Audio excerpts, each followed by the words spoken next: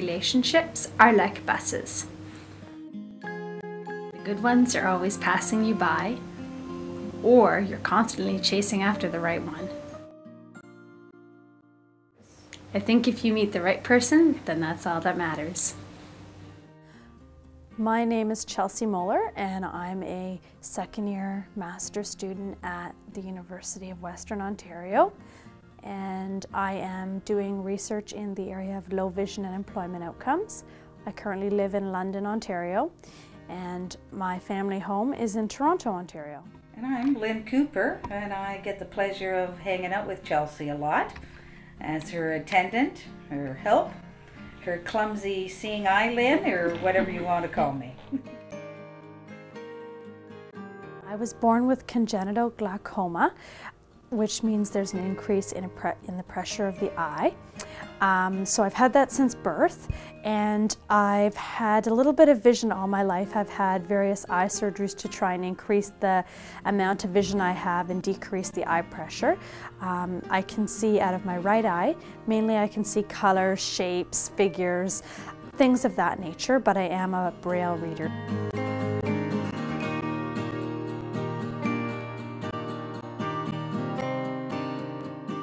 I actually have lived in this house since 1992, November to be exact, and growing up was interesting. It was chaotic. Okay. I went to sleepaway school, so that meant I left Sundays on a bus and came home Friday on a bus. So I was with another family for 5 nights of the week, and then I came back and hung out with this family. And this family was comprised of my mom and dad, myself, my brother Kyle, and my brothers Colin and Craig.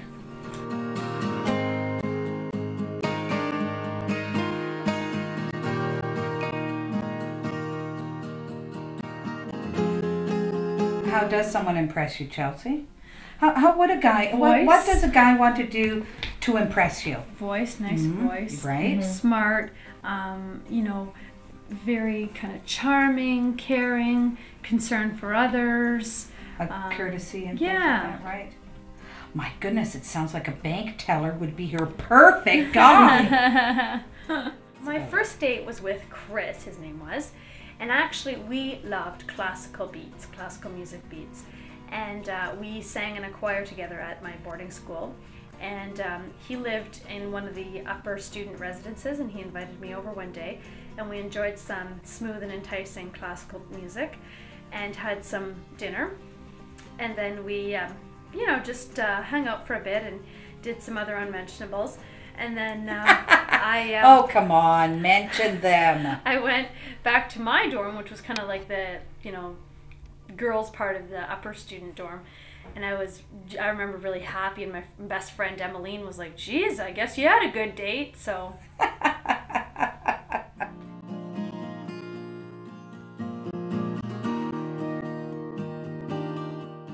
My bedroom is connected to the laundry room, which connects to the garage.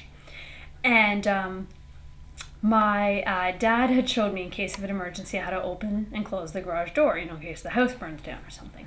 So I thought, okay, I'm gonna trick those little parents of mine. I'm gonna, when they're up watching TV, sneak through the garage, crawl, like really bend low down on the sidewalk so they can't look out and see me. And up to Timothy's I'd go, get my coffee, come back, scamper, like bend down, low. Like, yeah. Yep, till I got to the driveway. And I'd only open the garage door enough so I could crawl through. So my dad couldn't ever look down and go, oh, why is the garage door open? Because he wouldn't notice it from that angle. So you thought of everything. Yeah, I planned this hard. So then I'd crawl back in. I would slowly close the garage door, because if you closed it too fast, it was noisy. And my dad would go, what the hell? Someone's breaking in. So then I would come into the laundry room, close up the doors, you know, and sit down.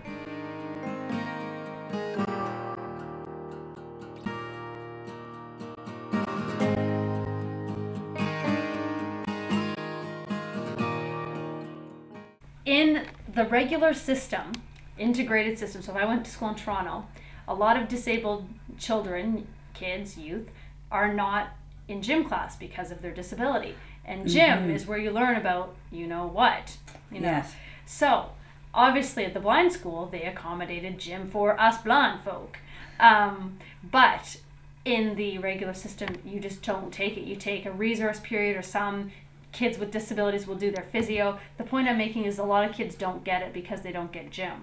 So if I was a parent and my kid had a disability and they didn't get gym, I'd make sure they got it.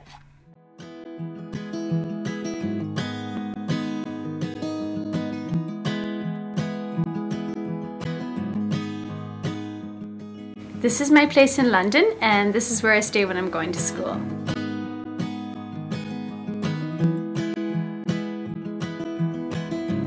Ta-da! When you open it, we have the kitchen. So this is the microwave. You can see that there's kind of bumps on it that indicates which buttons I'm to press for how long.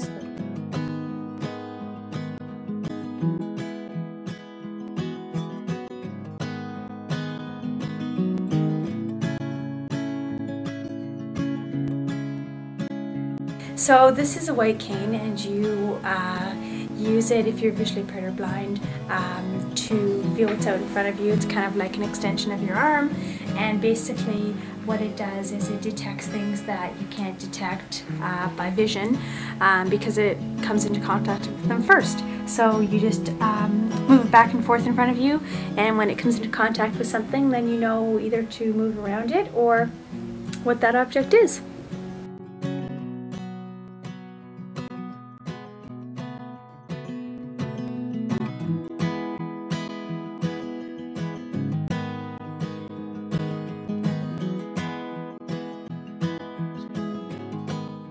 I think society portrays people with vision restrictions as needing to rely a lot on the help of people with sight, and I think to some extent that's true, but I also think that we're portrayed as a lot less capable than we are. I mean, we're capable of really living productive, normal, happy, fulfilling lives given the right tools and when the proper barriers are removed. You know, so for example, we can do our grocery shopping if somebody from the store walks around with us and shops with us, or we can do our banking if our statements are sent in Braille, or we can, you know, cross the street if there's audible pedestrian signals. So all those things we can do with the right tools. Daily tasks around my home that would be really difficult for me would be reading mail, because people tend to send things in print, even when I ask them not to. So I have to either scan it or get a friend to read it, but you don't always want someone reading your mail.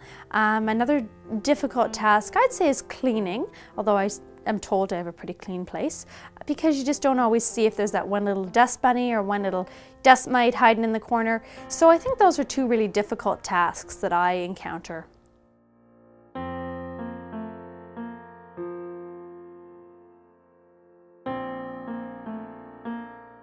So in my apartment, I have lots of things that are treasures. They mean a lot to me, two of which are around me right now. This is my satin cushion. Inside is actually a green cushion that I got from one of my very close friends when I graduated from high school.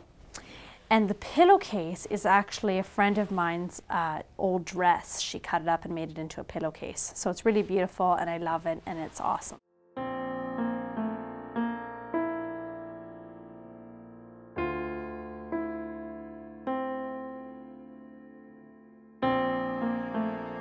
Some of the obstacles that I would encounter if I went on a date would be all of the visual cues given when people are flirting back and forth. So the smiles, the winking, the come hither eyes, the eye contact, all that's really visual. So I'd be relying on the person's voice and vocal tones, their gestures in terms of whether they touch you or whether they hug you. Some people aren't touchy people, so I might think that the person's not enjoying themselves, and they may be enjoying themselves and they're just not a touchy person. An obstacle might be not being able to read facial expressions to see if indeed they are enjoying themselves, or if indeed they are comfortable, or if indeed they are wanting to move to the next step on a date. Even initializing a date. As I said, so much of flirting is visual, and so much of letting someone of the opposite sex or of the same sex know you're interested in them is by what you do visually. So even that first step is hard to initiate. All right, my favorite room. This is my bedroom.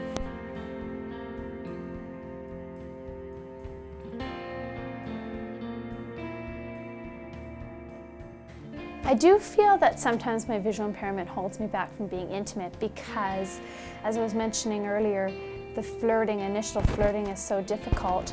But not just that, I think there's a lot of perception in the media and just in general that if you have any kind of physical disability that you're asexual or that you're very vulnerable and can't be sexually active because somehow your disability makes you almost childlike and you can't kind of grow into that woman maturity.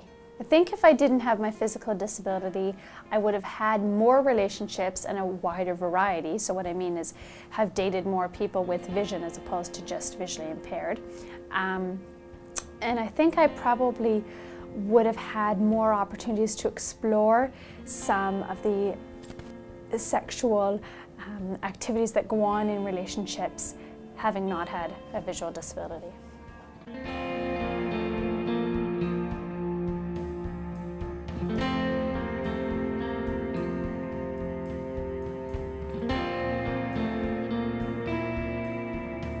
I've definitely been in love, although I'll say only once or twice that I can really remember. I definitely believe in love at first sight, but I think love has a lot of different meanings. I mean, I can love someone and care about them without being necessarily sexually active with them or just being intimate in a physical way without being sexually active, so I think it has different meanings.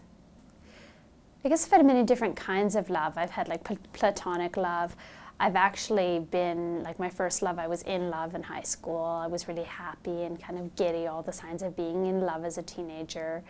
I've been in a more serious, intimate relationship where we actually did talk about next steps and living together. And then I've kind of been in the in-between relationships where it's just that, a relationship. And I think at this point now I'd be looking for something long-term. I think as I age, the things I will look for in a relationship will pretty much stay the same. Someone that's compassionate, intelligent, sensitive towards issues of disability, wanting me to strive for independence. But I also think it'll maybe be easier to find a companion because people are less into, you know, whether somebody's looks are attractive or whether somebody, you know, is quote unquote hot, but more so into their personality and their skills and their talents. I think as you age, you kind of see more of the inside of a person.